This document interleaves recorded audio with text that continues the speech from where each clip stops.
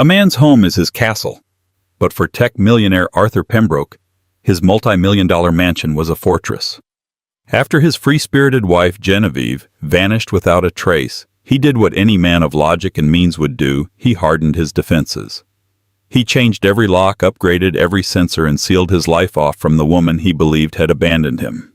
But just days later, in the dead of night, his impenetrable security system detected a ghost, a single silent alert from a place he never thought to check: the attic. What followed was not a search for a missing person, but the terrifying unraveling of a marriage, a man's sanity, and the unthinkable truth that was hiding right above his head. The Pembroke estate in Atherton, California wasn't a home. It was a statement. A sprawling testament to Arthur Pembroke's genius, carved from glass, steel, and muted Italian marble. It was a place of straight lines, precise angles, and automated everything from the curtains that silently greeted the dawn to the security system that monitored the perimeter with the unblinking eye of a predator. Arthur, the architect of a billion-dollar data analytics empire, had designed his life with the same meticulous, ruthless efficiency. Everything had a place, a purpose, a quantifiable value. Everything, that is, except his wife Genevieve. Genevieve was the one variable Arthur could never quite solve. Where he was logic, she was art. Where he saw data points, she saw color and chaos. Her art studio, the one concession to disorder he allowed in the house, was a vibrant explosion of half-finished canvases, clay-spattered floors, and the sharp, intoxicating scent of turpentine. She was a whirlwind of emotion in his sterile world, a splash of reckless crimson on his monochrome palette. For 7 years, this opposition had been the source of their attraction. Now it was the chasm between them. The argument, the one that would precede the silence, was about something as trivial and as profound as a gala. The Prometheus Initiative Gala. A night for Silicon Valley royalty to congratulate themselves on their philanthropy. "It's non-negotiable, Jen," Arthur had said, not looking up from the tablet that was a permanent extension of his hand. He was standing by the floor-to-ceiling window overlooking a garden so perfectly manicured it looked like a computer rendering. "My name is on the sponsorship list. Our presence is required." Genevieve was by the fireplace, its gas-powered flames dancing prettily, but offering no real warmth. She was twisting a silver ring on her finger, a habit she had when she felt cornered. "Your name, Arthur, not ours. I'm just the handbag, the wife accessory you trot out to prove you have a human side." "That's absurd," he clipped, finally looking at her. His gaze was sharp, analytical. He wasn't hearing her feelings. He was parsing her statement for logical fallacies. "Our partnership is a strategic asset." "A strategic asset?" She repeated the words, tasting like poison. "Is that what we are? Did you run the numbers on our marriage? Calculate the ROI on my love?" "Don't be dramatic. This is about maintaining the image that affords you your hobby." He gestured vaguely in the direction of her studio. It was the wrong thing to say. He knew it the moment the words left his lips. He saw the light in her vibrant green eyes flicker and die. She didn't shout. She didn't cry. She just went still, a terrifying, absolute stillness. "You're right," she said, her voice unnervingly calm. "It's a very expensive hobby." She turned and walked out of the room. Arthur, assuming this was merely a temporary ceasefire, went back to his tablet. He expected her to reappear in an hour, perhaps with a sarcastic apology that they would both pretend was sincere. He expected the familiar rhythm of their conflict and resolution. But the hour passed. Then 2. When dinner time came, the automated kitchen had prepared his usual meal of grilled salmon and asparagus, but the place setting across from him remained empty. He ate alone in the cavernous dining hall, the silence broken only by the click of his fork on the plate. He called her phone. It went straight to voicemail. He sent a text. "This is childish. Come down." No reply. By 10 p.m., annoyance had curdled into a strange, unfamiliar unease. He walked through the house. Her studio was dark.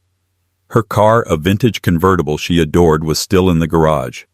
Her purse was on the kitchen counter, her keys beside it. Her phone, he discovered, was lying on her bedside table. She had left with nothing. He told himself she'd gone for a walk to clear her head, that she was at her friend Bianca's house venting. But as midnight crept in, painting long distorted shadows across the marble floors, a colder, more pragmatic thought took root. She had left.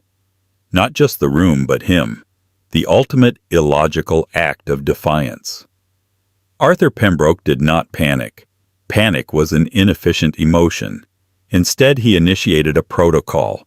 The next morning, he didn't call the police. He called his lawyer. "My wife has left." He stated, his voice as flat as a dial tone. "I want to understand the preliminary steps for asset protection. I assume she'll make a claim." Then he called a man named Dimitri, a private security contractor whose entire business was discretion and impenetrable systems. "Dimitri," Arthur said, pacing his office, "I need a complete system overhaul at the residence. Every lock digital and physical. New access codes for all staff. I want it done by sundown." "Is there a specific threat, Mr. Pembroke?" Dimitri asked. "The threat is ambiguity," Arthur replied. "I'm eliminating it." That afternoon, a team of quiet, efficient men descended upon the estate.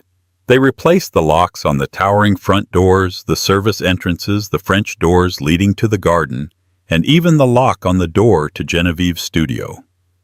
By dusk, the Pembroke estate was more fortress than ever. Arthur stood in the center of his silent home, the new master key card feeling heavy and cold in his hand. He felt a sense of control return. He had identified a vulnerability in his life, and he had patched it. He believed he was now secure. He was locking her out. He never considered for a single moment that he might be locking her in. 3 days of silence passed. Arthur moved through his life with chilling precision. He attended the Prometheus Gala alone, offering a terse and practiced explanation for his wife's absence. "Genevieve is feeling under the weather. A sudden bug." He networked, he smiled, he drank precisely 2 glasses of champagne, and he left at exactly 10:30 p.m. To any observer, he was the picture of a man in control. But inside the glass fortress, the silence was beginning to change. It was no longer a peaceful absence of sound, but a heavy, presence-filled void. The house felt vast and empty, its automated systems humming like a mechanical ghost. Genevieve's best friend, a fiery art gallery owner named Bianca, was the first to officially sound the alarm. She bombarded Arthur's phone with calls and texts. "Arthur, where is she? She missed our lunch. She's not answering. This isn't like her."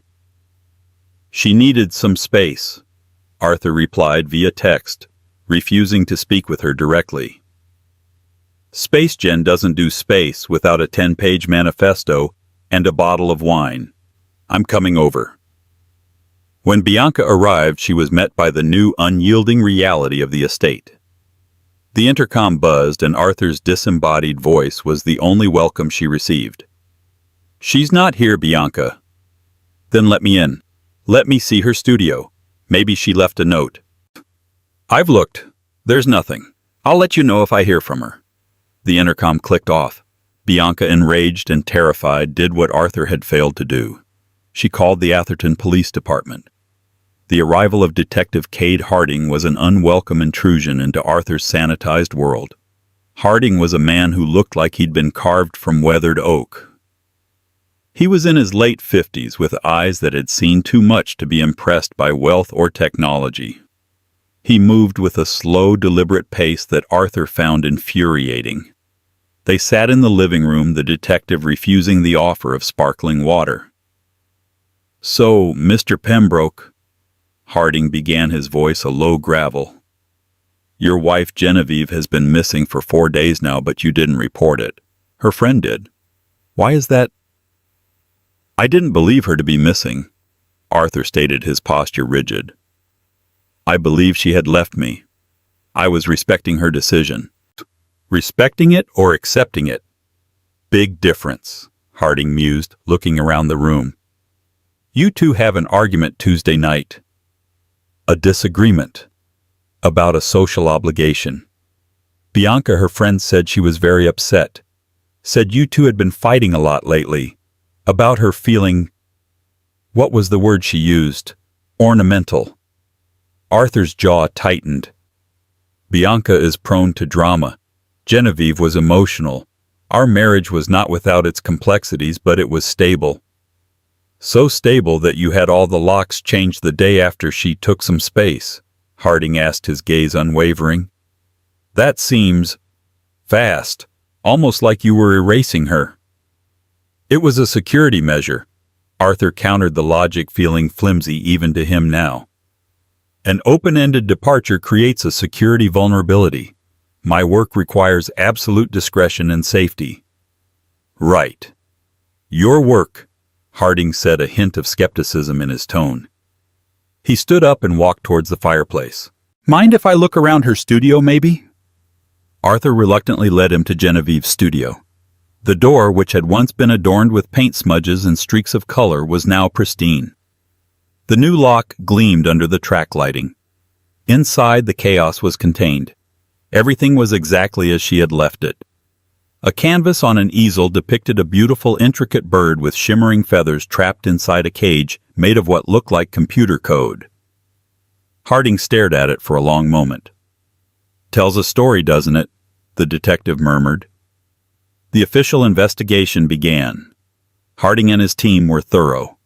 They interviewed the staff, all of whom had been given new access cards and instructions not to speak about the Pembrokes' private life. They spoke to Bianca, who painted a picture of a vibrant woman slowly being suffocated by a loveless transactional marriage. They spoke to Arthur's sister Audrey, a sharp-tongued woman who had never warmed to Genevieve. Let's be honest, detective, Audrey had said over the phone from her home in Boston. Genevieve was a lovely girl, but she was a dreamer. Arthur built an empire. They were speaking different languages. I'm surprised it lasted this long. He's better off, frankly. Less distraction. The detectives found no evidence of foul play. No signs of a struggle. Genevieve's bank accounts were untouched. Her credit cards were unused. Her passport was in the safe. The narrative solidified. Genevieve Pembroke, an unhappy wife, had walked away from her gilded cage with nothing but the clothes on her back, seeking a new life, free from her controlling husband. The media caught wind of the story. Tech mogul's wife vanishes. Arthur's carefully constructed image began to crack. He was portrayed as a cold, unfeeling automaton, a man who changed the locks before he shed a tear. The public narrative was a conviction in itself. Arthur retreated deeper into his fortress, his frustration mounting. He was a man who solved problems. This was a problem he couldn't solve with money or code. The police were useless. The media was a pack of jackals. He was alone, surrounded by the ghost of his wife, her absence a screaming indictment. He felt a rage he hadn't felt in years, a rage at her for creating this chaos, for making him the villain in a story he didn't write. The house was secure, but his world was falling apart. It happened on the 8th night of her absence. The house was tomb silent. Arthur was in his office, a sanctuary of glowing screens and humming servers, trying to lose himself in lines of code. Sleep had become a foreign country he could no longer visit. Every time he closed his eyes, he saw the unfinished painting in her studio, the bird in the digital cage. At 2:17 a.m., a notification pinged on his central control panel, a small, discrete sound he had programmed himself. It was not the jarring alarm of a perimeter breach, but a low-priority internal alert. He glanced at it, annoyed at the distraction. Alert motion detected. Zone attic. Sensor M7. Arthur stared at the screen. The attic. It was impossible. The attic was a dead space, a repository for forgotten things, old furniture from the previous owner's seasonal decorations, they never used, boxes of his old academic papers. It was sealed, locked, and fortified like every other part of the house. The motion sensor up there, M7, was an old one, part of the original system he'd kept on the grid more for the sake of completion than actual security. His first thought was a malfunction. A glitch. A rat. He was a man of logic.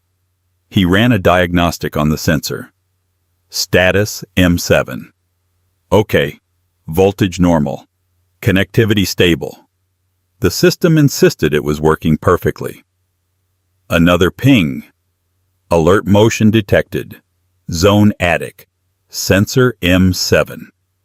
A cold dread, utterly illogical and deeply unsettling, trickled down his spine. A rat wouldn't trigger the sensor twice in such a short span. The sensors were calibrated to detect heat signatures and mass above a certain threshold specifically to avoid false alarms from rodents. He pulled up the architectural schematic of the house on one of his monitors, zooming in on the third floor. The attic spanned the entire length of the main wing. Access was through a single drop-down ladder in the ceiling of the second-floor hallway, a hallway he hadn't walked down in months. He got up, his movements stiff. The silence of the house seemed to press in on him as he left the humming sanctuary of his office.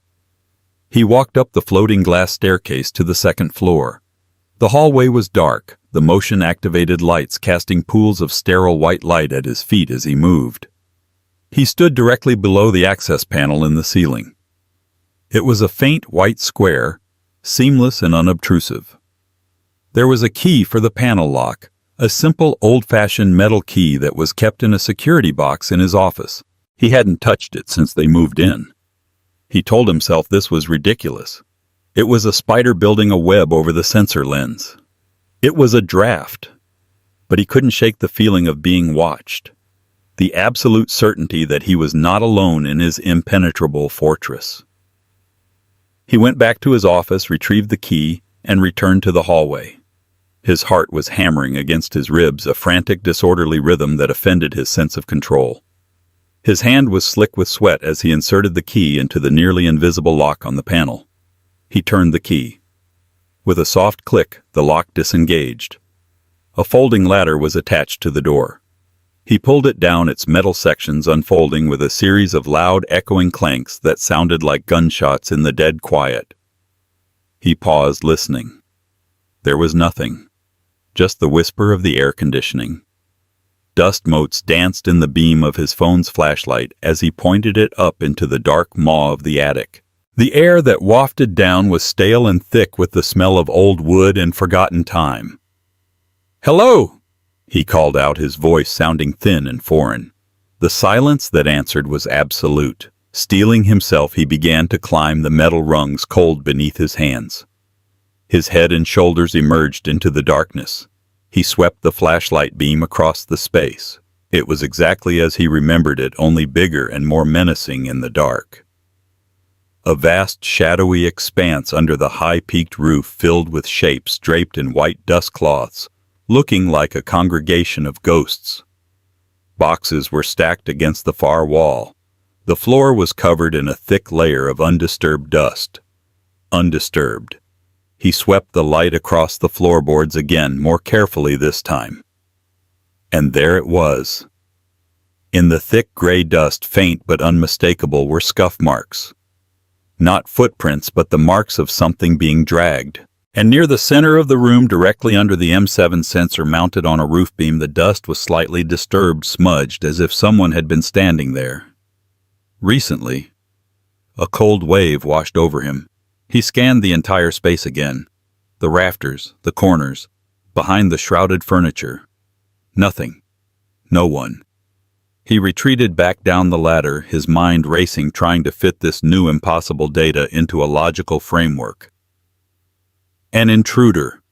How they would have had to bypass the perimeter alarm, somehow get to the second floor undetected, and pick the specialized lock on the attic panel. It made no sense. A homeless person. A squatter in Atherton. In his house, he pushed the ladder back up the panel ceiling with a solid thud. He locked it and returned to his office, the image of the smudged dust burned into his brain. He sat in front of his monitors, but he wasn't looking at code anymore. He was staring at the small green icon for sensor M7. It was dormant, quiescent, but he knew it was lying. That night, Arthur Pembroke did not sleep at all. He sat in the dark watching the monitor, waiting for the ghost in his machine to move again.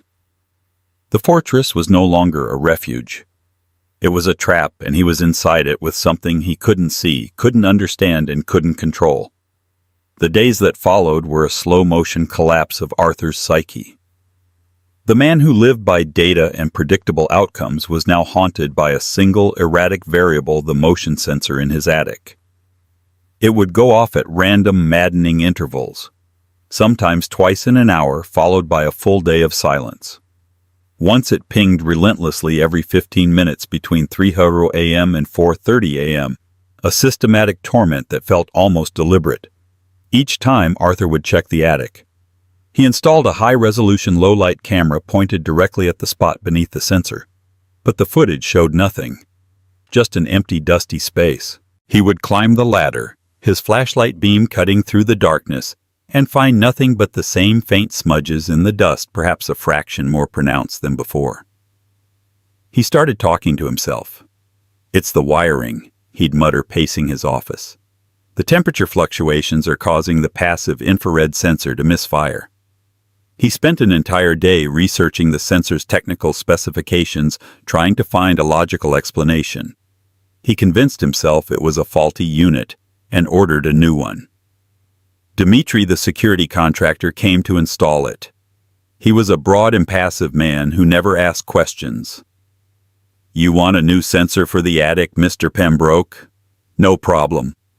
And run a full diagnostic on the entire Zone 7 loop," Arthur commanded. "Check for shorts, for power surges, anything." Dimitri's report came back an hour later. "System is clean, Mr. Pembroke. The old sensor passed all diagnostics, but the new one is in, top of the line. Won't get a false positive from a hummingbird's fart." That night at 1:48 a.m. the new sensor went off. Alert motion detected. Zone attic, sensor M7B. Arthur felt a tremor of genuine fear. This wasn't a glitch. It was real. Something was up there. Something that was smart enough to evade a camera. His obsession became all-consuming. His multi-billion-dollar company, the monument to his intellect, began to suffer. He missed virtual board meetings. His replies to urgent emails became terse and nonsensical. He spent hours, days, staring at the security feed from the attic camera, his eyes burning, looking for a shadow that wasn't there. A flicker of movement the sensor could see, but the camera couldn't. He started hearing things. A soft creak of a floorboard from above when the house was supposed to be silent. A faint whisper-like sound that could have been the wind but wasn't. He was living on black coffee and a gnawing paranoia. He lost weight. His tailored suits hung loosely on his frame. Dark circles pooled under his eyes, making him look like a haunted man. His sister Audrey called, her voice sharp with concern. "Arthur, I spoke to your CFO. He said you're completely disengaged. What is going on? Is this about Genevieve?" "I'm handling it." Arthur snapped, his voice hoarse from lack of sleep. "Handling it? You sound terrible. People are talking. They're saying you've lost it, that the stress of her leaving has broken you." "I have not broken," he roared, slamming his hand on his desk. He looked at the monitor displaying the attic feed. Empty, silent, mocking him. "I'm just working through a complex problem." Detective Harding called for an update, his voice laced with professional pity. "Mr. Pembroke, we've exhausted all our leads. No financial activity, no contact with friends. The consensus is she's gone off-grid. We're scaling back the active search. Of course, the case remains open." "You're giving up," Arthur said, the words flat. "We're prioritizing resources," Harding corrected gently. "Unless some new evidence comes to light. Is there anything, Mr. Pembroke? Anything at all you haven't told us?" Arthur thought of the sensor alerts, of the sounds. He opened his mouth to tell him, but stopped. What would he say? That his house was haunted, that a ghost was triggering his state-of-the-art security system. They already thought he was a cold-hearted eccentric on the verge of a breakdown. This would confirm it. They might even think he was fabricating it to distract from his own potential involvement. "No, detective," he said, his voice a dry whisper. "Nothing new." The worst part was the doubt. He would stand in the stark minimalist kitchen in the middle of the night, the silence of the house pressing down on him, and wonder if it was all in his head. Was this what grief was? A phantom limb, an ache for a person who was gone. Was his mind, his most prized asset, betraying him, creating a mystery to distract from the simple, painful truth that his wife had found him so unbearable she had vanished into thin air? He set up audio recorders in the attic. Tiny voice-activated devices hidden in the corners. For 2 days they recorded nothing but silence. Then on the third night he played back the recording and heard it. It was faint, almost imperceptible beneath the low hum of the house's ventilation system, but it was there. A sound. A soft, choked sob. It lasted only a second, but it was undeniably human. Arthur felt the floor drop out from under him. It wasn't a ghost. It wasn't a glitch. It wasn't his imagination. It was a person. A person hiding in his attic for almost 2 weeks. A person who was crying. The possibilities crashed through his mind, each more terrifying than the last. A deranged stalker. A meticulous thief waiting for the right moment to strike. But how did they get in? And how had they survived for so long? There was no food up there.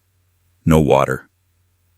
He replayed the sound of the sob again and again, turning the volume up, filtering out the background noise.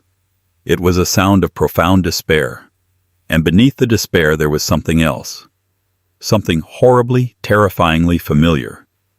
He froze, his hand trembling on the mouse.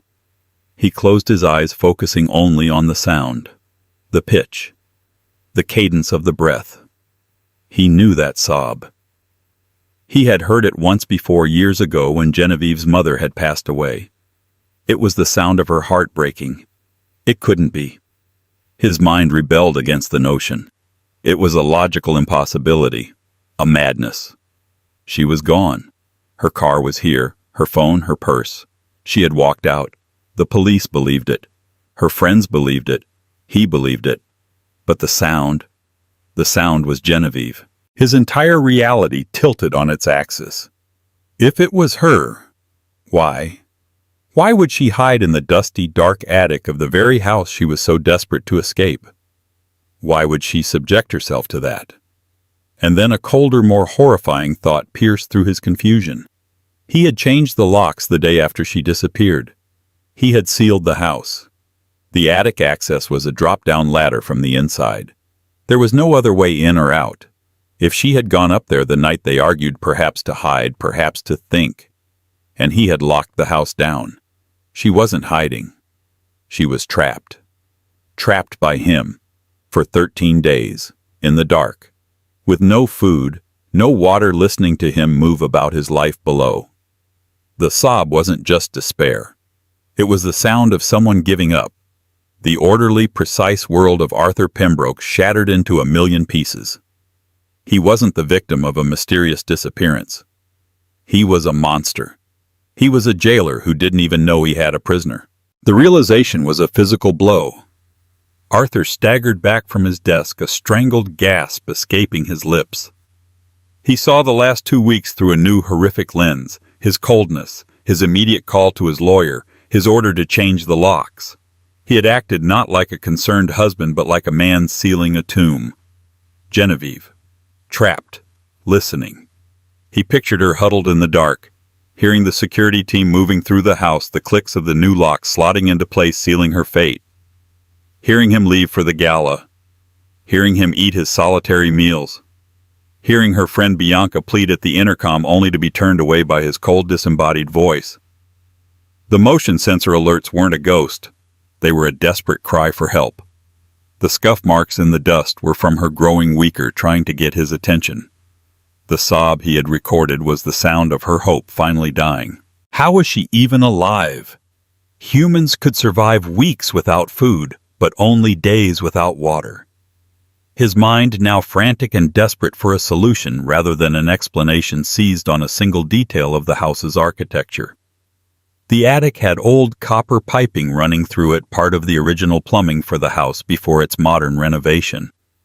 On humid nights, condensation would form on those pipes. It wouldn't be much, but perhaps, just perhaps, it was enough. He had to go up there, now. But how? If he stormed up shouting her name, he might frighten her to death. She was likely weak, terrified, and in a fragile mental state. He had to be careful. He went to the kitchen, his movements jerky and uncoordinated. He filled a large bottle with water and grabbed a handful of protein bars from the pantry. He found a blanket in a linen closet. It felt like a pitifully small offering for the horrors he had inflicted. He returned to the second-floor hallway, his heart a frantic drum against his ribs. He pulled down the ladder, the metallic clatter sounding like an accusation in the silent house. This time he didn't call out. He just started climbing the supplies clutched in one hand. As his head rose into the attic space, the beam of his powerful flashlight cut a wide, bright path through the oppressive darkness. He swept it across the familiar scene of shrouded furniture and stacked boxes. "Jen," he whispered, his voice cracking. "Genevieve, are you here? It's me. It's Arthur." Silence. The thick, dead silence of a place that holds a terrible secret. He pulled himself all the way into the attic, placing the water and food gently on the dusty floorboards. "Jen, please. I know you're here. I heard you. I am so sorry." He moved slowly, deliberately, sweeping the light into every corner, behind every shape. He was terrified of what he might find. And then he saw it. Behind a large, cloth-draped armoire from a bygone era, he saw a small collection of objects that did not belong. He moved closer, his breath catching in his throat. There was a small, grimy jam jar holding perhaps an inch of murky water. He looked up and saw where it had come from, a slow, steady drip of condensation from an old copper pipe directly above. It was her water source. Beside it lay a small, antique wooden box. It was her mother's jewelry box, though he knew she kept nothing of value in it anymore. Just old letters, photographs, sentimental trifles. This must be what she came for the night she disappeared. She had come to retrieve the one thing that was purely hers, a link to a life before him, before the gilded cage. And then he saw the nest. In a small alcove between two stacks of boxes, she had pulled down several of the dusty cloths from the furniture and fashioned a makeshift bed. It was a pathetic, heartbreaking sight. On the floor beside the nest of cloths was a piece of splintered floorboard. On its surface, something had been scratched over and over with a nail or a sharp rock. It was a calendar, 13 vertical lines with the 14th started but unfinished. He was standing in her prison cell, a cell he had created. He swept the light around the nest one more time, and it fell upon a small notebook open to a page filled with faint, spidery handwriting. It was one of his old engineering notebooks she must have found in a box. He picked it up with a trembling hand. The writing was weak, the sentences fragmented. It was her diary of captivity. Day 3. The locks. I heard them. Click, click, click. All day. Dimitri's voice. Arthur told him to change everything. He thinks I left. He didn't even look for me. He just deleted me. Day 5. So thirsty. The pipes sweat at night. Taste like metal and dust. Better than nothing. I heard Bianca at the door. I wanted to scream, but I was too weak and too afraid. What would he do if he found me day 8? The sensor. I saw the little red light blink when I stood under it. Maybe he will see. Maybe the machine will tell him I am here. The machine is the only thing he listens to. Day 11. He came up. I hid behind the chest. I held my breath until my lungs burned. He pointed his light everywhere. He didn't see me. He left. He locked it. He didn't even know he locked it. Day 13. I don't know how much longer. It's so cold. I think of the sun. I heard him laugh downstairs. He was on the phone. A business call. A sound from another world. My world is this dust and this darkness. Arthur dropped the notebook as if it were on fire. The words were a knife in his gut. The cold, calculated man who had sealed his house had laughed on a business call while his wife was dying of thirst and despair just a few feet above his head. The sheer scale of his failure, not as a provider, but as a human being, crashed down on him. He had been so obsessed with the what and the how of the mystery he had never once considered the why. He fell to his knees in the dust, the flashlight rolling away its beam pointing at the ceiling like a lonely spotlight. He was in the center of the nest she had made, surrounded by the evidence of her suffering. He still hadn't found her, but he knew with a certainty that chilled him to the bone that she was close.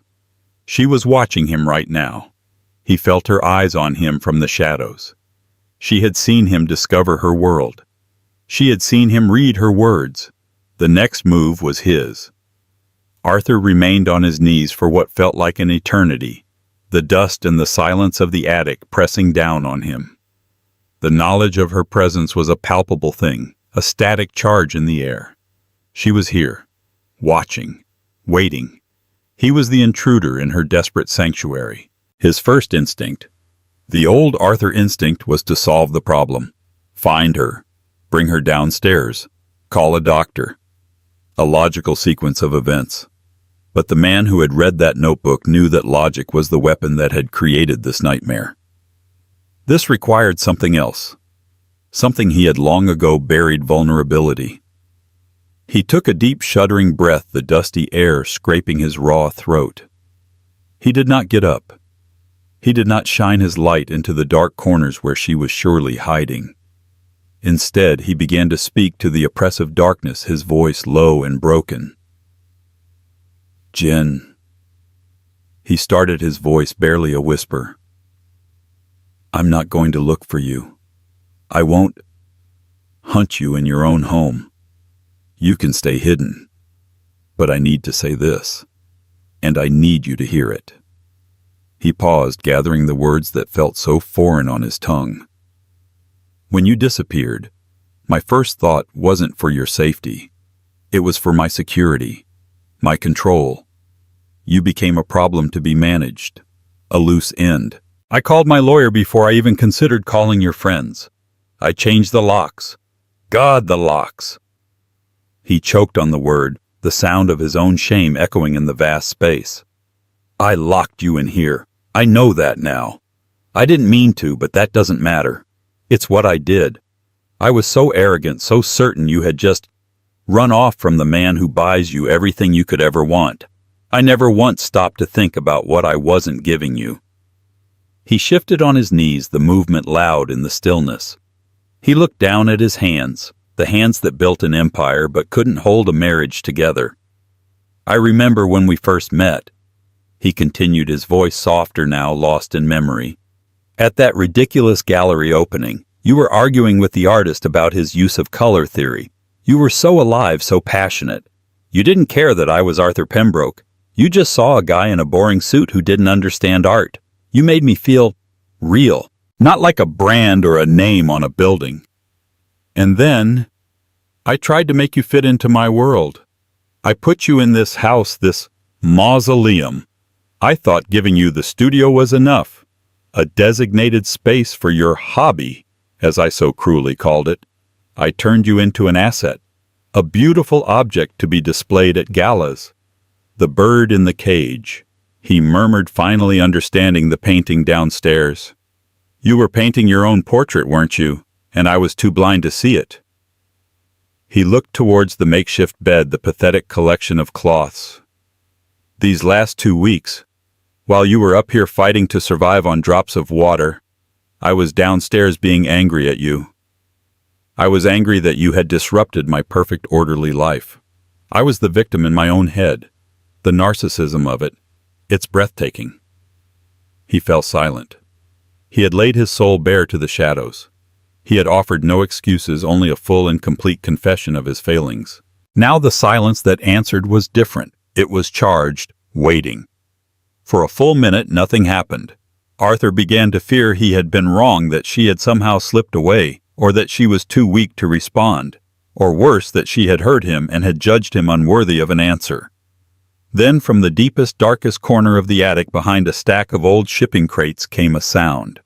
A faint rustling scrape. Arthur held his breath. He didn't move a muscle. Slowly, a figure emerged from the blackness. It was a silhouette at first, frail and unsteady. As she stepped into the periphery of the flashlight's beam, his heart broke. It was Genevieve, but a version of her he had never seen. She was gaunt, her face pale and smudged with dirt, her clothes hanging off her skeletal frame. Her vibrant green eyes, usually so full of life, were huge in her thin face, sunken and filled with a mixture of fear, exhaustion, and a lifetime of unshed tears. She leaned against a wooden beam for support, her legs trembling. They stared at each other across the dusty expanse. The millionaire and the prisoner, the jailer and his wife. "I didn't plan this," she whispered, her voice a dry, raspy thing unused for days. "I came up here, that night, to get my mother's box. I was going to leave Arthur. I was really going to go." She took a shaky step forward. "I heard you come home. I was going to wait for you to go to bed and then slip out. But then, the next day, the noise, the men, the locks. You were so quick, so cold. You didn't even seem sad, just annoyed. And I realized leaving wasn't enough. You wouldn't have understood why. You would have just moved on, patched the vulnerability." She looked at him, and for the first time he saw a flicker of the old fire in her eyes. "So I stayed. I wanted to see. I wanted to watch the great Arthur Pembroke when he thought no one was looking. I wanted to know if you would ever miss me, or just the idea of me." "I missed you," he said, the truth of it hitting him with the force of a physical impact. "I was just too proud and too stupid to admit it." She took another step, her eyes fixed on the bottle of water he had set on the floor. Her thirst was a visible thing, a primal need. Arthur pushed it gently across the dusty floorboards toward her. She stumbled forward, fell to her knees, and grabbed the bottle with trembling hands. She twisted the cap with difficulty and brought it to her lips, drinking deeply, water spilling down her chin and onto her dirty shirt. The sound was raw, elemental. After a long moment, she lowered the bottle, gasping for air. She looked at him, her eyes clearer now, the immediate fog of dehydration lifting. "What now, Arthur?" she rasped. He had no algorithm for this, no flowchart. For the first time in his adult life, he had no idea what the next step was. And for the first time, that felt right. "First," he said, his voice thick with emotion, "we get you out of here. We get you help. And then, we talk. For real this time. No strategies. No assets. Just truth." She watched him for a long moment, her gaze searching his face. She saw the brokenness there, the shattered pride. She saw the man she had once fallen in love with emerging from the wreckage of the mogul he had become. Slowly she nodded. Arthur rose and walked towards her, his steps hesitant. He knelt in front of her, and with a gentleness he didn't know he possessed, he reached out and brushed a smudge of dirt from her cheek. She flinched at the contact, then ever so slightly leaned into his touch. In the dusty, forgotten attic of their perfect house, surrounded by the ghosts of their failed marriage, a fragile, terrifying new beginning was born. The descent from the attic was a slow, surreal affair. Arthur supported Genevieve's frail body, her arm draped over his shoulder, her feet shuffling weakly on the ladder's rungs. Every step down was a step into a new, uncertain reality. The harsh, sterile light of the second-floor hallway seemed to blind them both. He didn't call an ambulance. He knew instinctively that this could not become a public spectacle. This was their private cataclysm. He called his personal physician Dr. Alistair Finch, a man who owed his discreet practice to the patronage of Silicon Valley's most secretive figures. "Alistair," Arthur said, his voice steady despite the tremor in his hands. "I need you at my house. Now. No questions. The highest level of discretion is required." While they waited, Arthur led Genevieve to their master suite, a room she hadn't slept in for over 2 weeks. He ran a bath for her, and she didn't protest sinking into the warm water, with a sigh that seemed to release years of tension. While she bathed, Arthur threw away the untouched salmon and asparagus that the kitchen had prepared for his dinner. He made her toast the simplest of foods, and she ate it slowly like someone learning to taste again. Dr. Finch arrived and was a paragon of professional calm. He assessed Genevieve with gentle hands, his face betraying nothing: dehydration, malnutrition, extreme exhaustion, and shock. He administered an IV drip, his movements efficient. He asked no questions about the circumstances, treating it as he would any other medical emergency. But his eyes, when they briefly met Arthur's, held a deep, unspoken gravity. For the next few days, the house became a convalescent ward. Genevieve slept mostly, a deep, profound sleep that was both healing and an escape. Arthur watched over her, canceling every meeting, ignoring every demand from his empire. He sat in a chair by her bed, not working, not reading, just watching her breathe. In her sleep, her face lost its haunted look, and he could see glimpses of the woman he had married. When she was awake, they spoke. Not about the attic, not yet. They spoke of small things: the weather, a book she had wanted to read. He told her about a ridiculous bug in a new piece of software, and for the first time in years she laughed, a small, weak sound that was the most beautiful thing he had ever heard. Bianca was the first person they told. She arrived, her face a mask of fury and fear, ready to tear Arthur limb from limb. But when she saw Genevieve, pale but safe, her anger dissolved into tears. She hugged her friend, rocking her gently. She shot Arthur a look that could have melted steel, but she said nothing, recognizing that the situation was far beyond simple condemnation. The reckoning came a week later. They sat in the garden, the California sun warm on their faces. Genevieve was stronger, wrapped in a soft cashmere blanket.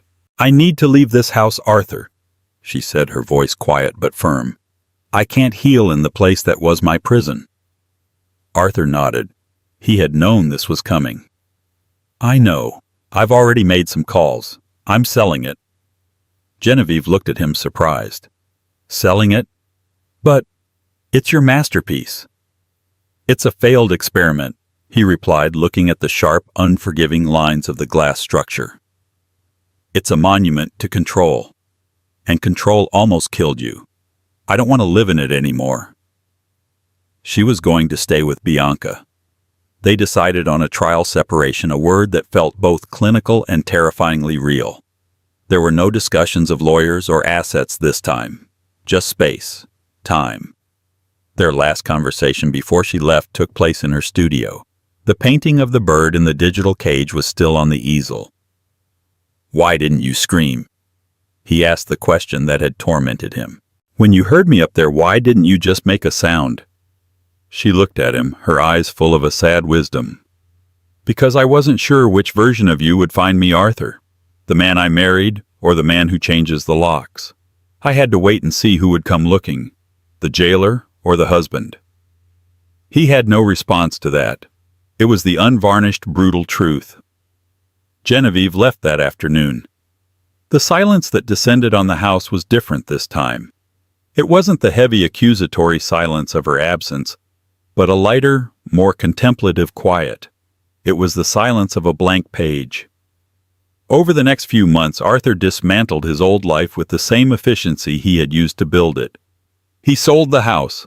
He stepped down as CEO of his company, taking on a less demanding role as a board chairman.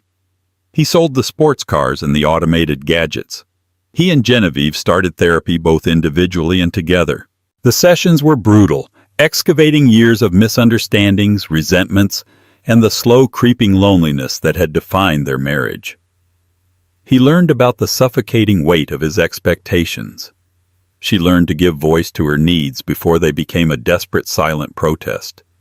Their future was an unwritten design.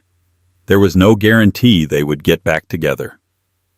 The damage was deep, the trauma real. But for the first time they were building something together, not with steel and glass, but with fragile, honest words. One day, Arthur visited Genevieve at Bianca's apartment. He brought no flowers, no expensive gifts. He brought a single, simple sketchbook and a set of charcoal pencils. "I thought, maybe you'd want to design something new," he said, holding it out to her. She took it, her fingers brushing his. She smiled a real, genuine smile.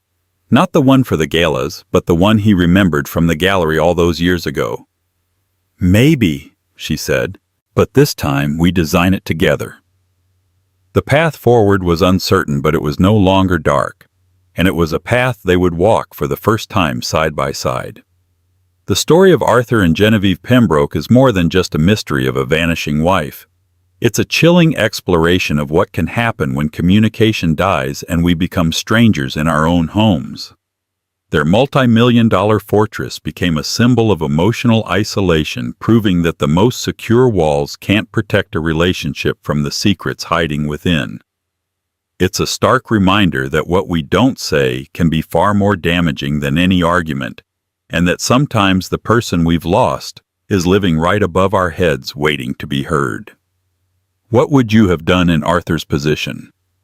What would you have done if you were Genevieve? Let us know your thoughts in the comments below. A young woman 8 months pregnant walks into a bustling city market and is never seen again. Her name was Isabella Rossi, a name that would soon be etched into the minds of a community gripped by fear.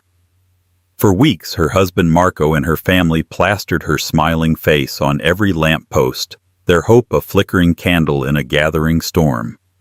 The city held its breath, praying for a miracle. But the knock on the door that finally came wasn't with good news.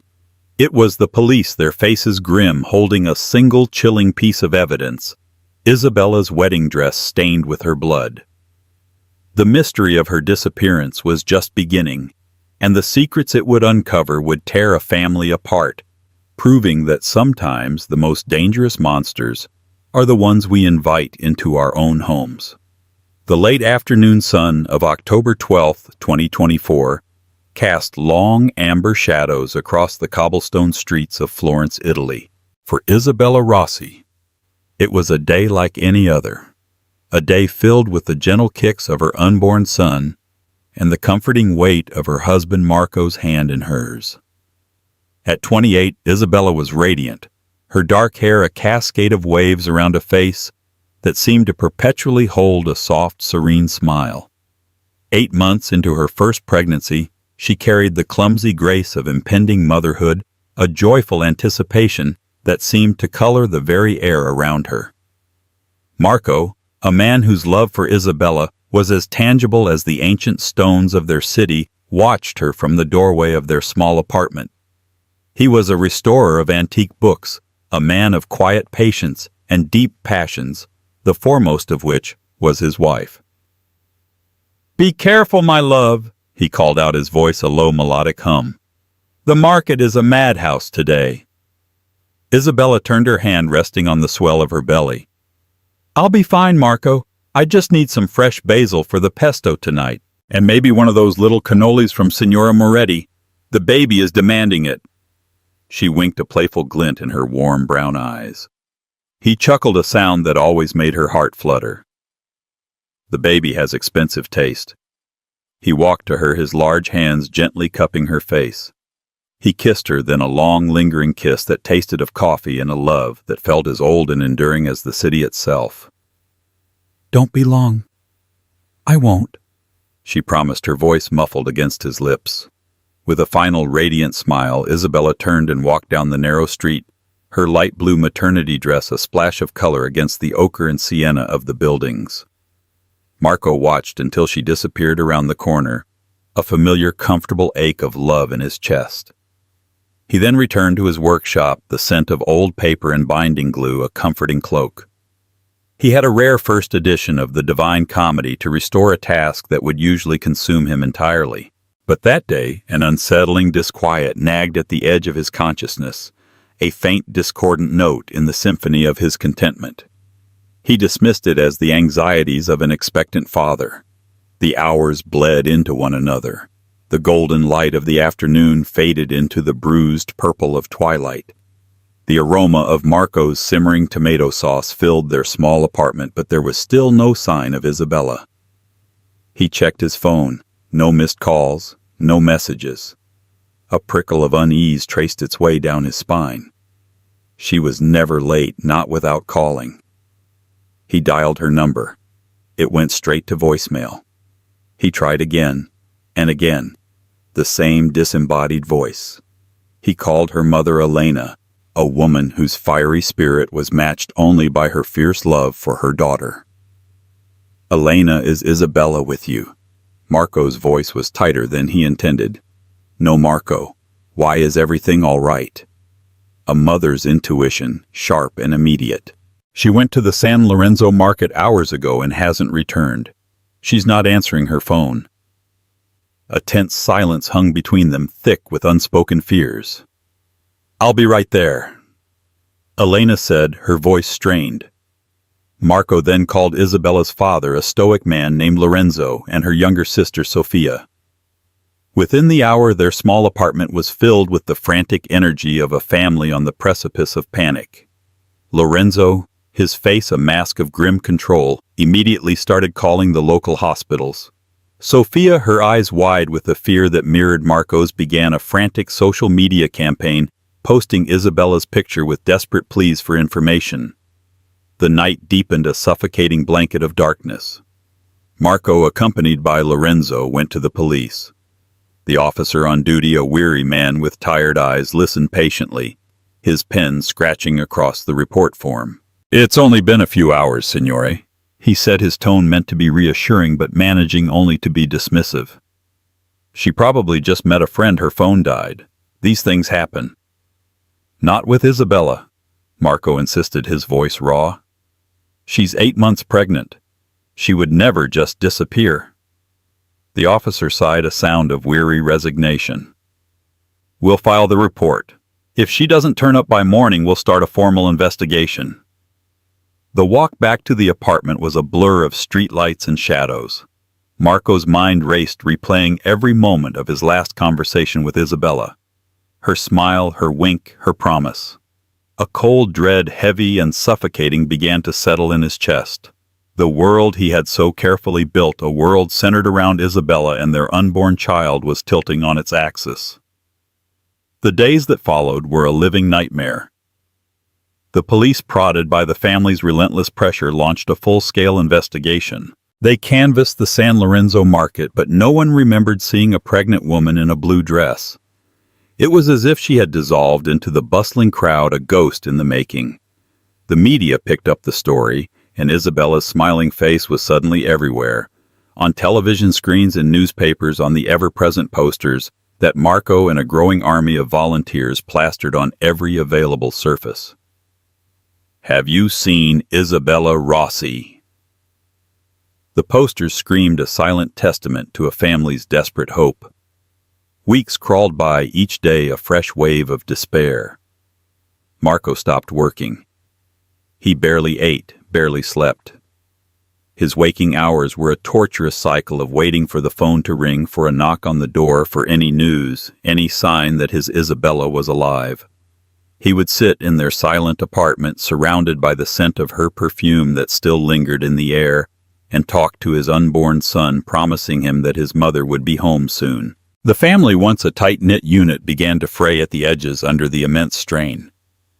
Elena, her grief a raw, open wound, was a whirlwind of frantic energy, organizing search parties, hounding the police. Her hope a desperate flickering flame. Lorenzo, in contrast, retreated into a stoic silence, his face etched with a grief so profound it seemed to have stolen his voice. Sofia, trying to be the strong one, the bridge between her grieving parents and her shattered brother-in-law, was crumbling under the weight of it all. And then 6 weeks after Isabella had vanished into the autumn air, the knock on the door finally came. It wasn't a neighbor with a casserole or a friend with words of comfort. It was two detectives, their faces grim, their eyes filled with a pity that made Marco's blood run cold. One of the detectives, a man named Inspector Ricci, held a large clear plastic bag. Inside, carefully folded, was a piece of clothing. Marco's breath caught in his throat. He recognized it instantly. The delicate lace, the intricate beadwork, the soft ivory silk. It was Isabella's wedding dress. The dress she had looked so ethereal in, the dress that symbolized the beginning of their life together. But it was wrong. Horribly, terrifyingly wrong. The pristine silk was marred by a dark, ugly stain, a stain that spread across the bodice like a grotesque flower. "Signor Rossi," Inspector Ricci said, his voice gentle but firm. "We found this in a dumpster on the outskirts of the city. We've had it tested." He paused, his gaze unwavering. "The blood is a match for your wife." The world, which had been tilting for weeks, finally shattered. Marco stared at the blood-stained dress, the symbol of his greatest joy, now a harbinger of his deepest horror. The questions that had been whispering in the dark corners of his mind now roared to the forefront. Who would do this? And why? The mystery of Isabella's disappearance had just taken a sinister, terrifying turn, and the secrets that were about to be unearthed would not only destroy the memory of the woman he loved, but would also threaten to consume his entire family in their devastating wake. The investigation into the life of Isabella Rossi was about to begin, and what they would find would prove that in the intricate tapestry of family, some threads are woven with deceit, and some secrets are buried in graves of their own making. The search for a missing person was over. A murder investigation had just begun, and the prime suspect in the eyes of the public and the ever-watchful media was the grieving husband who was the last to see her alive. The nightmare was far from over. It was just beginning. The discovery of the blood-stained wedding dress sent a shockwave through the Rossi and Moretti families, shattering the fragile hope they had clung to for 6 agonizing weeks. The media frenzy, which had begun to subside, erupted with renewed ferocity. The narrative shifted from a tragic disappearance to a suspected homicide, and the spotlight, harsh and unforgiving, swiveled to Marco. He was the grieving husband, the last person to see Isabella alive, and in the court of public opinion, that made him a person of interest. Inspector Ricci and his partner, Detective Gallo, became frequent visitors to the small Florentine apartment that now felt more like a tomb than a home. Their questions, once sympathetic, now carried a subtle, probing edge. They went over the timeline of October 12th again and again, dissecting every minute of Marco's day. "You say you were restoring a book all afternoon, Signor Rossi?" Ricci asked during one of their interviews, his gaze sharp and assessing. "Yes, a first edition of the Divine Comedy," Marco answered, his voice a hoarse whisper. The lack of sleep and constant stress had taken their toll. He was a shadow of his former self, his clothes hanging loosely on his gaunt frame. "Did anyone see you? Can anyone verify that you were in your workshop all afternoon?" Gallo pressed, his tone less patient than his partner's. "I work alone," Marco replied, a flicker of irritation cutting through his grief. "My clients drop off the books. I work on them. They pick them up. That's how it's always been." The detectives exchanged a look, a silent communication that did not go unnoticed by Marco. He was being treated like a suspect. His grief invalidated, his love for Isabella questioned. The injustice of it was a bitter pill to swallow. The strain was also taking a devastating toll on Isabella's family. Elena, who had once been Marco's staunchest defender, now looked at him with a flicker of doubt in her eyes. The media's relentless speculation, coupled with the police's pointed questions, had planted a seed of suspicion that was beginning to take root. "Why the wedding dress, Marco?" she asked one evening, her voice trembling. They were in the apartment, the silence thick with unspoken accusations. Of all things, why her wedding dress? It was stored in the attic. How would a stranger know to look for it? "I don't know, Elena," Marco said, his voice breaking. "I don't know." He wanted to scream, to rage against the unfairness of it all, but all he could muster was a weary, defeated sigh. Lorenzo, Isabella's father, remained a silent, imposing figure in the background. His grief was a quiet, corrosive force, and his rare pronouncements were like judgments from on high. "The police are just doing their job," he said, his voice flat, his eyes unreadable. "If you have nothing to hide, Marco, you have nothing to fear." Sophia, caught between her loyalty to her sister's husband and her parents' growing suspicions, was in an impossible position. She saw Marco's pain, his utter devastation, and she couldn't bring herself to believe he was capable of harming Isabella. But the questions lingered, unwelcome and insidious. The investigation, meanwhile, was unearthing details about Isabella's life that painted a more complex picture than the serene, happy wife and mother-to-be that Marco knew. The police, digging into her phone records and bank statements, discovered that in the months leading up to her disappearance, Isabella had made several large cash withdrawals, a total of over 20,000 euros. "Did you know about this, Signor Rossi?" Inspector Ricci asked, sliding the bank statements across the table. Marco stared at the numbers, a feeling of bewilderment washing over him. "No," he said, shaking his head.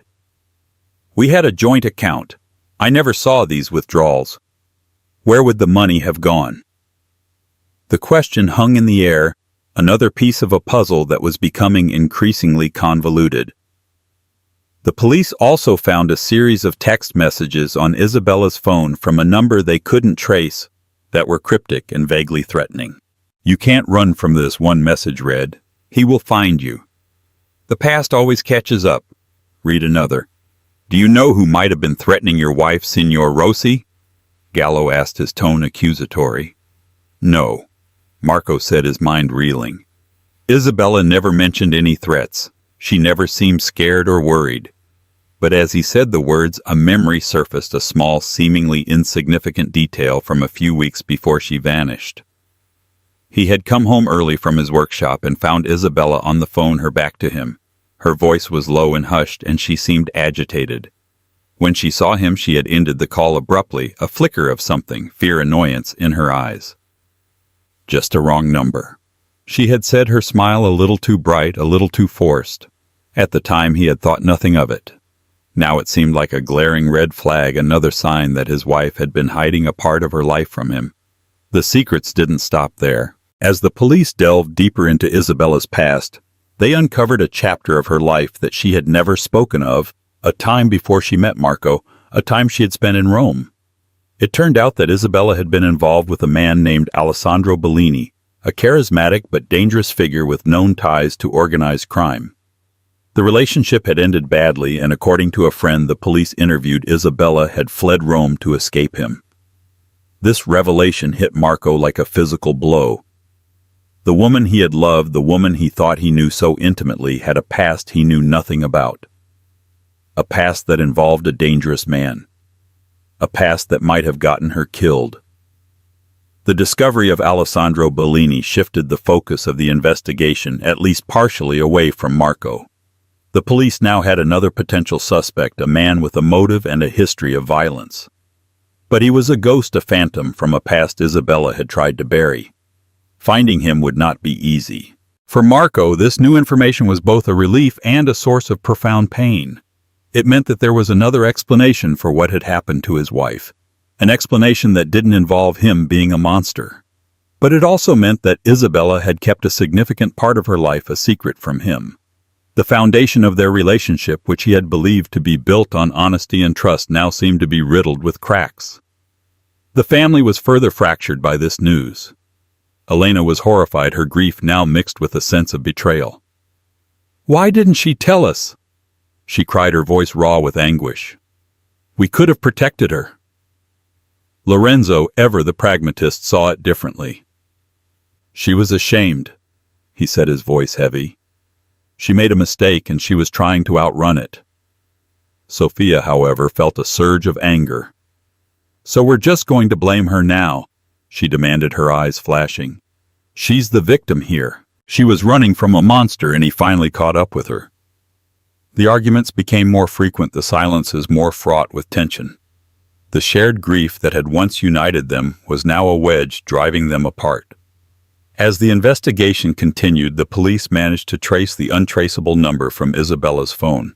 It belonged to a burner phone, but they were able to triangulate its last known location. A small cafe in a quiet piazza not far from Marco and Isabella's apartment. The owner of the cafe, a stout balding man named Giorgio, remembered Isabella. She had been a regular in the weeks before she disappeared. But she hadn't been alone. She had been meeting with a man. He was older, Giorgio told the police, well-dressed with a sad look in his eyes. He couldn't remember his name, but he remembered their conversations. They were quiet and tense and seemed to cause the pregnant woman a great deal of distress. The police showed Giorgio a picture of Alessandro Bellini. He shook his head. No, that's not him. This man was different, gentler. The mystery had taken another turn.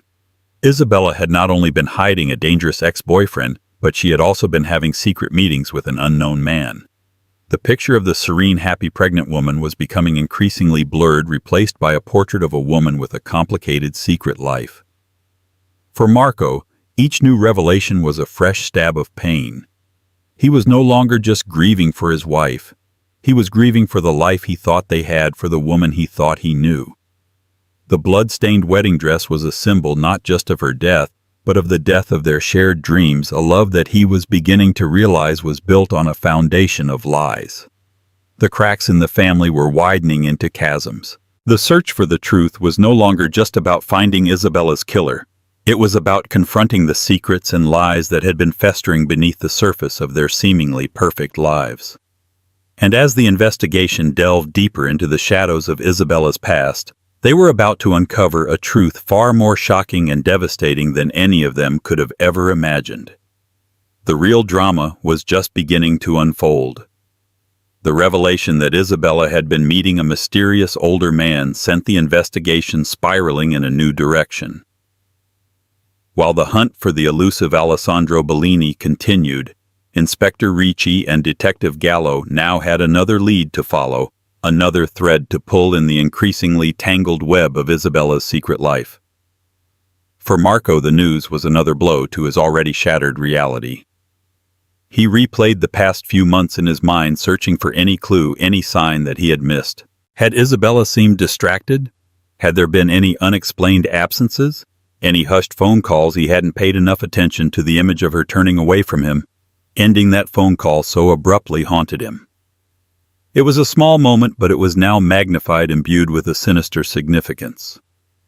He felt a growing sense of isolation. The police still viewed him with suspicion, and his relationship with Isabella's family was deteriorating by the day. Elena, once a source of comfort, now seemed to flinch at his touch. Lorenzo's silence was a constant heavy judgment. Only Sophia still offered a glimmer of support. But even she was struggling under the weight of her family's grief and the mounting pressure of the investigation. The media, of course, seized upon the new developments with renewed glee. The narrative of their grieving husband was now being supplanted by a more salacious story, a beautiful pregnant woman with a dark past, a dangerous ex-boyfriend, and a mysterious lover. Marco's face was splashed across the tabloids, his pained expression juxtaposed with headlines that screamed of betrayal and deceit. Meanwhile, the police were working tirelessly to identify the man from the cafe. They created a composite sketch based on Giorgio's description and began showing it around the neighborhood. It was a slow, painstaking process, but they finally got a break. A local librarian recognized the man. He was a regular at the library, a quiet, scholarly man named Antonio Giordano. The name meant nothing to Marco. He had never heard Isabella mention an Antonio Giordano. The police located Giordano's address and went to his apartment, a modest, book-filled flat in a quiet residential area. Antonio Giordano was a man in his late 60s with a gentle, melancholic air about him. He was a retired professor of art history, and when the police informed him of Isabella's death, his composure crumbled. He wept openly, a man consumed by a grief that seemed both profound and deeply personal. "I can't believe she's gone," he whispered, his voice choked with emotion. "I should have done more to help her." The story he told the police was a bombshell, a revelation that would once again rewrite the narrative of Isabella's life and death. Antonio Giordano was not her lover. He was her father. Her biological father. The story was a long and complicated one, a tale of a youthful romance, a secret pregnancy, and a difficult choice. Elena Isabella's mother had had a brief passionate affair with Antonio when they were both young students. When she discovered she was pregnant, she had made the difficult decision to end the relationship and raise the child with Lorenzo, who had been her steadfast, devoted friend. Lorenzo had agreed to raise Isabella as his own, and they had never told her the truth. But secrets, as the Rossi family was learning, have a way of coming to the surface. A few months ago, Antonio, recently widowed and feeling the weight of his mortality, had decided to find the daughter he had never known. He had hired a private investigator who had located Isabella in Florence. He had reached out to her, and after the initial shock, Isabella had agreed to meet him. Their secret meetings at the cafe had been her attempt to come to terms with this life-altering revelation, to get to know the man who was her biological father. This new information sent a fresh wave of shock and grief through the family. Elena was forced to confess her long-held secret to a stunned and devastated Lorenzo. The stoic, silent man was finally broken, his quiet grief erupting into a raw, painful display of anger and betrayal. The foundation of their marriage, which had seemed so solid, was revealed to be built on a lie. For Sophia, the news was a confusing mix of emotions. She felt a surge of sympathy for her mother for the difficult choice she had made as a young woman. But she also felt a deep sadness for her father, who had been deceived for so many years. And she grieved for her sister, who had been carrying this heavy secret alone. Marco, listening to this story unfold at the police station, felt a profound sense of sorrow. He finally understood Isabella's agitation, her secret meetings, her large cash withdrawals. Antonio explained that Isabella had been helping him. He had fallen on hard times after his wife's long illness, and Isabella, out of a sense of compassion and a burgeoning sense of familial duty, had been giving him money to help him get back on his feet. The threatening text messages, however, remained a mystery. Antonio swore he had nothing to do with them. He had only wanted to know his daughter, not to harm her. The revelation about Antonio Giordano cleared up some of the questions surrounding Isabella's final weeks, but it also opened up a new line of inquiry. The police now had to consider the possibility that her death was connected to this long-buried family secret. Had someone from Elena's or Lorenzo's past discovered the truth and sought revenge? The focus of the investigation now turned to Alessandro Bellini, the dangerous ex-boyfriend from Rome. The police intensified their search, believing that he was the most likely source of the threatening text messages. They discovered that he had recently been released from prison and had been trying to re-establish his criminal enterprise. They also learned that he had been asking about Isabella, trying to find out where she was. The theory was that Bellini had discovered Isabella was pregnant and had become obsessed with the idea that the child was his. The threatening messages were his way of trying to intimidate her, to force her to come back to him. The police finally got a lead on Bellini's whereabouts. An informant told them that he was hiding out in a run-down apartment building on the outskirts of Naples. A raid was organized, and a team of heavily armed officers stormed the building. They found Bellini, but it was too late. He was dead, a single gunshot wound to the chest. The scene was staged to look like a suicide, but the forensics team quickly determined that it was a professional hit. The death of Alessandro Bellini was another shocking twist in a case that was already overflowing with them. It seemed that the ghost from Isabella's past had been silenced, but by whom? Had he been killed by his criminal rivals, or was his death connected to Isabella's? The investigation was now more complicated than ever. They had a dead pregnant woman, a blood-stained wedding dress, a secret biological father, a dead gangster, ex-boyfriend, and a family that was imploding under the weight of its own secrets. For Marco, the world had become a surreal, nightmarish landscape. Every time he thought he was getting closer to the truth, it receded further into the distance, replaced by a new set of lies and deceptions. He was a man adrift in a sea of grief and confusion, with no land in sight. The police, however, were not giving up. They continued to dig, to sift through the wreckage of the Rossi family's lives, convinced that the key to solving Isabella's murder lay somewhere in the tangled mess of her past. And as they focused their attention back on the family, on the raw emotions and festering resentments that had been exposed, they began to suspect that the killer might not be a ghost from the past, but someone much closer to home. Someone who had been there all along, hiding in plain sight. The real monster, they were beginning to realize, might be one of their own. The investigation was about to take its most sinister and heartbreaking turn yet. The death of Alessandro Bellini, far from simplifying the investigation, only served to deepen the mystery. It was a dead end, a silencing of a voice that might have held some of the answers. The police were back to square one with a growing list of questions and a shrinking list of suspects. The focus of the investigation now shifted back to the family, to the intricate web of relationships and resentments that had been laid bare. Inspector Ricci, a man with a keen understanding of human nature, knew that in cases like this the truth was often buried under layers of love, jealousy, and betrayal. He started by re-interviewing the family members one by one, probing for inconsistencies, for any sign of deception. He started with Elena, a woman who was now a shadow of her former self, her fiery spirit extinguished by grief and guilt. "Tell me about your relationship with Lorenzo," Ricci asked, his voice gentle but firm, "after you told him about Antonio."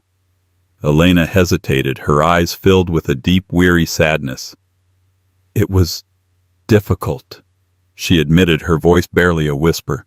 "He was hurt, angry. He felt like our whole life had been a lie." "Did he blame you?" Ricci pressed.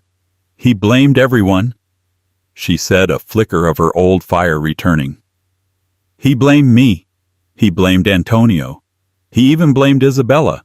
He said she should have never agreed to meet him, that she had brought this trouble on all of us." This was a new piece of information. The stoic, silent Lorenzo was not just grieving, he was angry, and he was blaming his own daughter. Next, Ricci interviewed Sophia. She was defensive, fiercely protective of her family, but her loyalty was clearly being tested. "My parents are good people," she insisted, her voice trembling slightly. "They're just in pain. They're not thinking clearly." "And Marco?" Ricci asked, his gaze steady. "How is he fitting into this new family dynamic?" Sophia sighed, a sound of profound exhaustion. "It's awful," she said. "My mother can barely look at him. My father treats him like he's a criminal. And Marco, he's just lost. He's trying to hold on, but he's all alone." The interview with Lorenzo was the most challenging. He was a man locked in a fortress of silence, his grief a shield that deflected all attempts to get through. "I loved my daughter," he said, his voice flat and emotionless. "I would have done anything for her." "But you were angry with her," Ricci said, his tone more of a statement than a question. "You were angry that she was meeting with her biological father." Lorenzo's jaw tightened. "She was naive," he said, his voice tight with a suppressed emotion that could have been anger or pain or both. "She didn't understand the world. She trusted people too easily." As the interviews continued, a picture began to emerge of a family in turmoil. A family where resentment simmered beneath the surface, where love and anger were intertwined in a complex and dangerous dance. The police also continued to dig into the forensic evidence. They re-examined the blood-stained wedding dress, searching for any clue they might have missed. And they found something. A single strand of hair, not Isabella's, caught in the delicate beadwork of the bodice. The hair was sent for DNA testing, and the results came back with a shocking match. The hair did not belong to Marco or Antonio Giordano or Alessandro Bellini. It belonged to Sophia. The discovery sent a jolt through the investigation. Sophia, the quiet, supportive sister, the one who had seemed to be the glue holding the family together, was now a prime suspect. The police brought her in for questioning again. This time the atmosphere was different. The friendly, sympathetic facade was gone, replaced by a cold, hard professionalism. "We found your hair on Isabella's wedding dress, Sophia," Inspector Ricci said, his voice devoid of warmth. Sophia's face went pale. "What?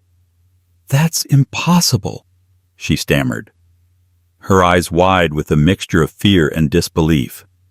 "Is it?" Gallo countered, his voice sharp. "Were you at Marco and Isabella's apartment on the day she disappeared?"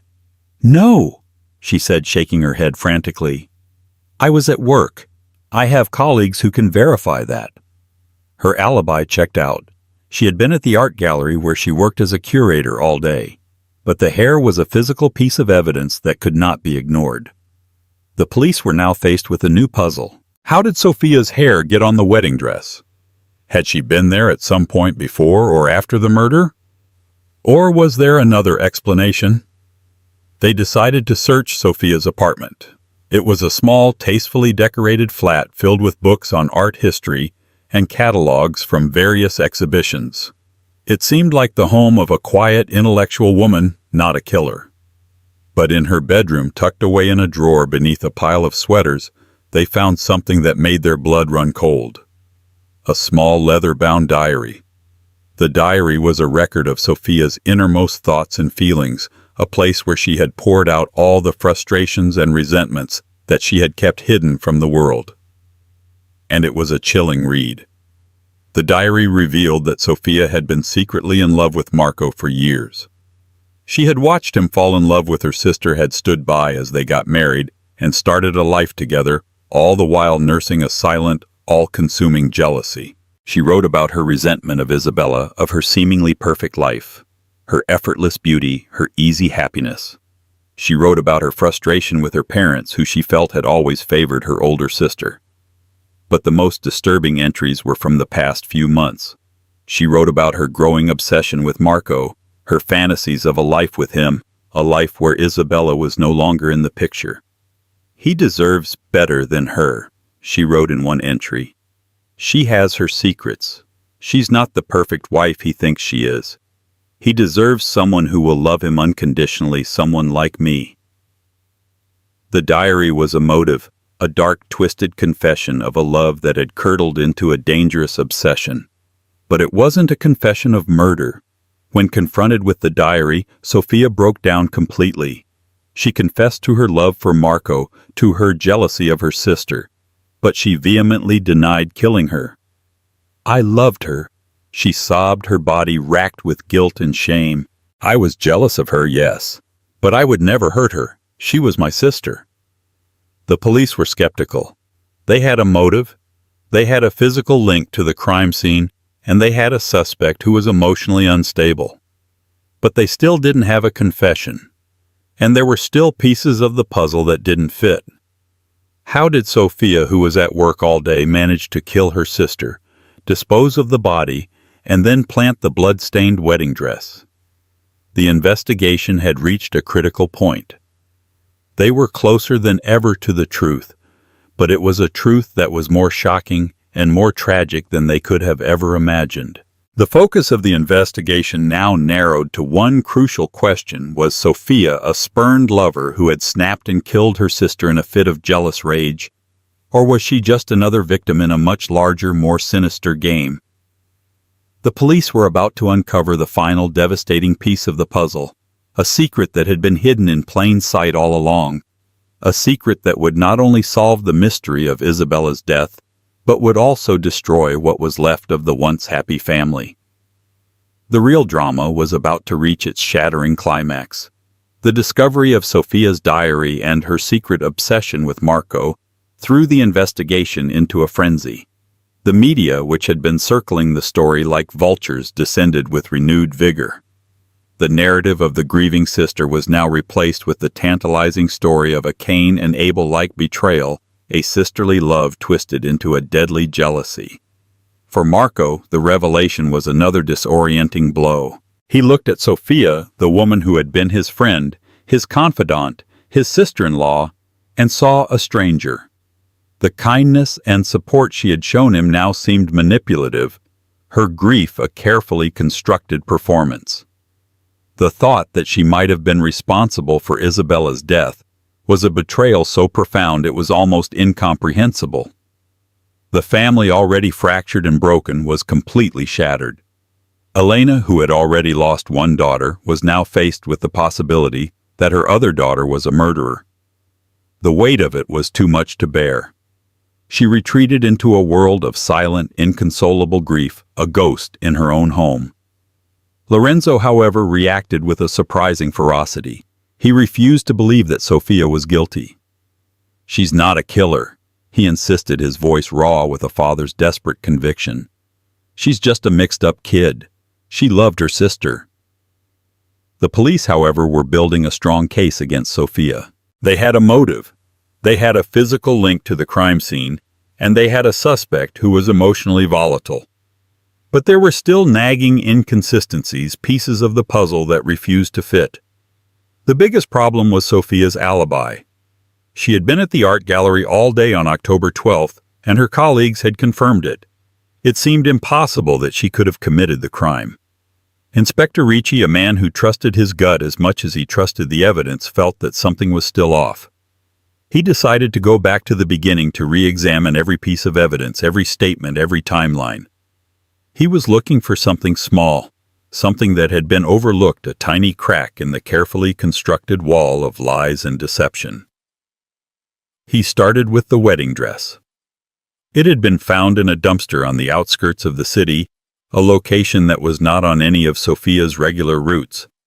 It was a detail that had been bothering him from the beginning. Why would she go so far out of her way to dispose of it? He decided to visit the location again, to walk the area to see if there was anything he had missed. It was a desolate industrial area, a place of abandoned warehouses and graffiti-covered walls. As he was walking, he noticed something. A small independent bookstore tucked away between a derelict factory and a boarded-up shop. It was the kind of place that would have interested Marco, a man who loved old books. On a hunch, Ricci went inside. The owner, an elderly man with thick glasses, remembered Marco. He had been a customer for years. "He was in here about a month ago," the old man said, "looking for a rare edition of Petrarch's sonnets." Ricci's heart started to pound. He pulled out a calendar and pointed to the date. October 12th. The old man squinted at the calendar. "Yes," he said. "That's the day. I remember because he seemed so agitated, so upset, not like his usual self at all." The alibi that had seemed so solid was beginning to crumble. Marco had not been in his workshop all afternoon as he had claimed. He had been on the other side of the city, near the place where the wedding dress had been found. Ricci now had a new line of inquiry. He went back to the police station and pulled the security camera footage from the area around the bookstore. And he found what he was looking for. A grainy black and white image of Marco's car driving away from the industrial area on the afternoon of October 12th. The timeline was tight, but it was possible. He could have driven to the industrial area, disposed of the dress, and then driven back to his apartment before his in-laws arrived. The investigation now turned its full force on Marco. The grieving husband, the man who had seemed so devastated by his wife's disappearance, was now the prime suspect. They brought him in for questioning again. This time there was no pretense of sympathy.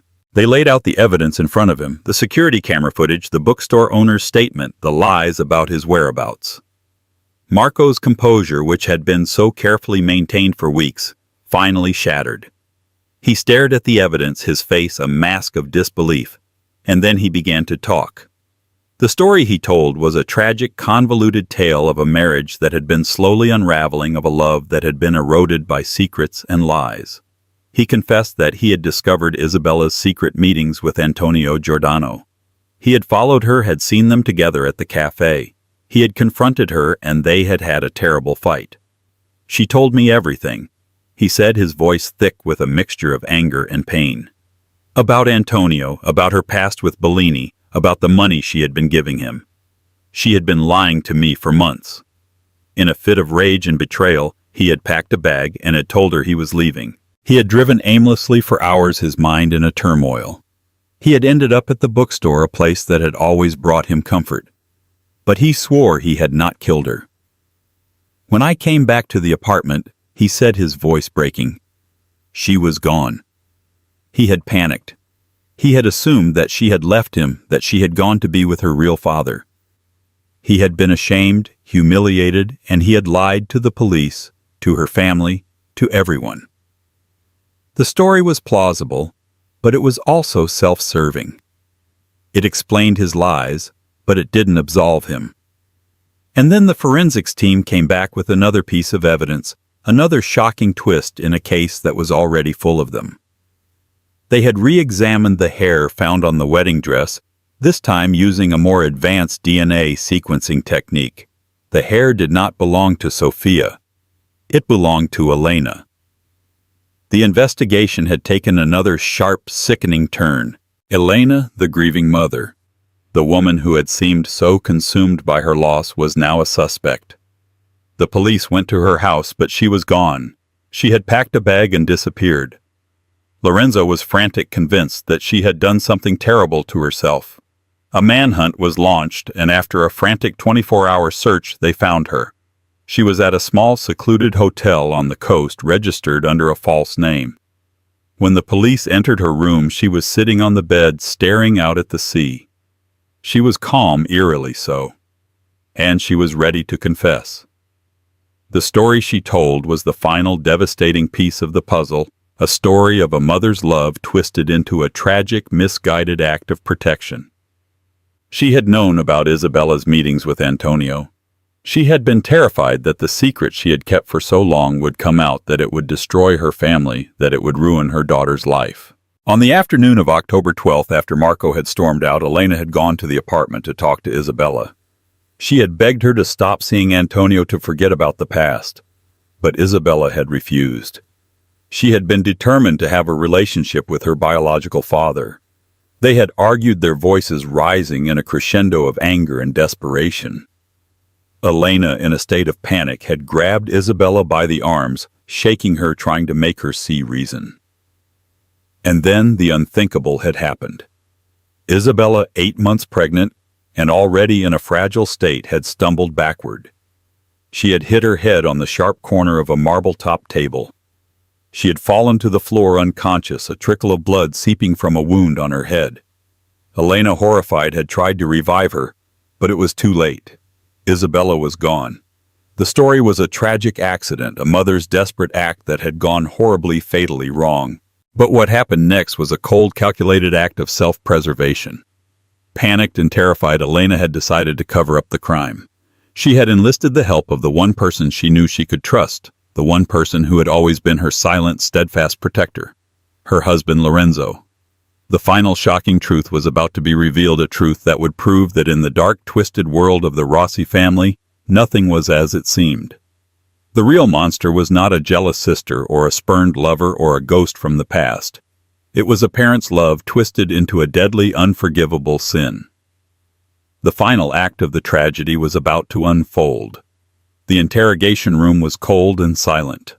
Across the metal table, Elena Rossi sat with an unnerving calm, her gaze fixed on a point beyond the walls.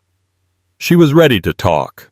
Her voice, when it came, was a monotone whisper, recounting the events of that fateful afternoon. After Marco had stormed out, Elena had gone to the apartment, desperate to reason with Isabella. She had begged her daughter to end the meetings with Antonio Giordano, terrified that the secret she had guarded for nearly 30 years would shatter their family. Isabella, fiercely independent, refused. She wanted to know her biological father. The argument escalated, their voices raw with a lifetime of unspoken tensions. In a fit of panicked desperation, Elena grabbed her daughter's arms, shaking her. "You don't understand what you're doing," she had screamed. It happened in an instant. Isabella stumbled backward, off balance. The sharp marble corner of a console table met her head with a sickening crack. She collapsed to the floor, and in that horrifying moment of silence, Elena knew her daughter and her unborn grandchild were gone. Panic gave way to a cold, primal instinct for self-preservation. She didn't call an ambulance. She called Lorenzo. He arrived to the horrific scene and without a word understood what he had to do. His stoic devotion to his wife twisted into a new dark purpose to protect her at all costs. Together they concocted a chilling narrative of a violent murder. They hid Isabella's body in a hidden wine cellar in their basement, a tomb no one knew existed. Then came the masterstroke of their deception: the wedding dress. It was Lorenzo's idea, a piece of theater designed to inflame the media and point the investigation toward a crime of passion, a crime Marco could be blamed for. Elena retrieved the dress and with trembling hands stained the ivory silk with her own daughter's blood. Lorenzo then drove to the city's industrial outskirts and tossed the bag into a dumpster, a calculated act to create a trail of false clues. Her confession unraveled the entire mystery. It was Elena's hair on the dress. Marco's lies about his whereabouts and Sophia's jealous diary had been convenient distractions that made them perfect scapegoats. Based on her words, police found Isabella's remains. The autopsy confirmed a tragic accident, but the cover-up was a cold, deliberate crime. Elena and Lorenzo Rossi were arrested, charged with obstruction of justice and desecration of a body.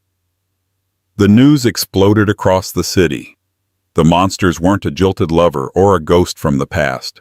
They were a mother and father whose possessive love had become a destructive force, leading them to bury one child to save themselves. The convictions of Elena and Lorenzo Rossi brought no closure, only a hollow, aching emptiness.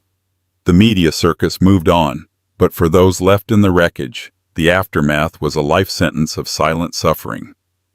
Marco sold the apartment, a tomb of memories he could no longer inhabit. He moved to a small coastal town seeking anonymity from the shadow of the tragedy. He returned to restoring old books, finding a quiet solace in mending what was broken, though he knew he himself was beyond repair. A changed man, he was haunted not only by the loss of his wife and child, but by the agonizing question of whether he had ever truly known Isabella at all. Sophia was left to pick up the pieces of a family shattered by betrayal. Her visits to her parents in prison were strained rituals of grief and unspoken accusations. She could not forgive them. Their love had been a monstrous, destructive force that had stolen her sister and her own innocence. Abandoning her career, she dedicated herself to a foundation for victims of hidden abuse, a desperate attempt to create meaning from the senselessness. Antonio Giordano, the unwitting catalyst, retreated into a life of solitary guilt. He had found his daughter only to lose her, and he would forever be tormented by the thought that if he had never come looking for her, she might still be alive.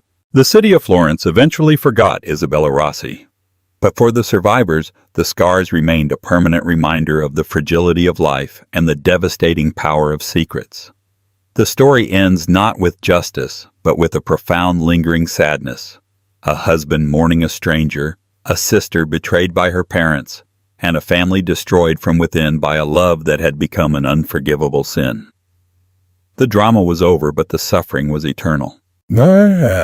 Conclusion for YouTube video. The story of Isabella Rossi is a chilling reminder that the most devastating secrets are often hidden within the four walls of a family home. It's a tragedy born not from the hands of a stranger in the dark, but from a love that became twisted, possessive, and ultimately deadly. What began as a mother's desperate attempt to protect a long-buried secret spiraled into a web of deceit that ensnared everyone she loved, leading to an accidental death and a cold-blooded cover-up that tore a family to shreds. The real horror wasn't just the loss of a vibrant young woman and her unborn child, but the realization that the people she should have been safest with were the architects of her demise. Thank you for joining us on this heartbreaking journey.